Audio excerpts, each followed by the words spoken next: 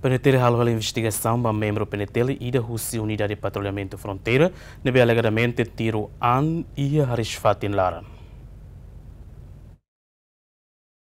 Comandante-Geral PNTL, Comissário Enrique da Costa Hateten, relaciona com membro PNTL da Unidade de Patrulhamento Fronteira. Nebe alegadamente tiruan e a quarta semana ne, Tukutolu Lorocrai, que a posto UPF Nunura, Suku Leo Lima, posto administrativo Balibo, município Bobonaro. Parte Comando PNTL de Direção Investigação Criminal Nacional, da Daune, halohela investigação, o de Bele Hatene motivo husi acontecimento ne. Horsei Lorocrai, ao retan relatório husi Comandante Unidade Patrulhamento Fronteira, kata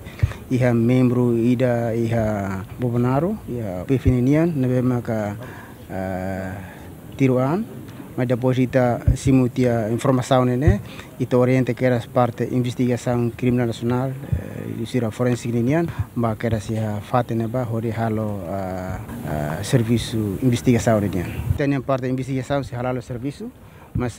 ia buat balon nebe mandala rumah ligar mas vai prestação serviço mas bele mas tambah ita hari itanian colocação itanian membro siri hanaba limitado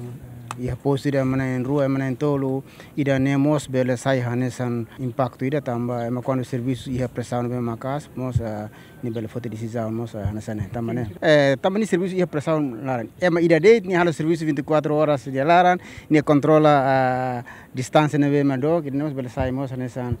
potência ida hoto itu na parte investigação no serviço de informação nian se halal serviço depois será se relata mais comando da Daune PNTL Kono mateisin mai dili hori submete ba prosesu autopsia Lucio Korea GMN.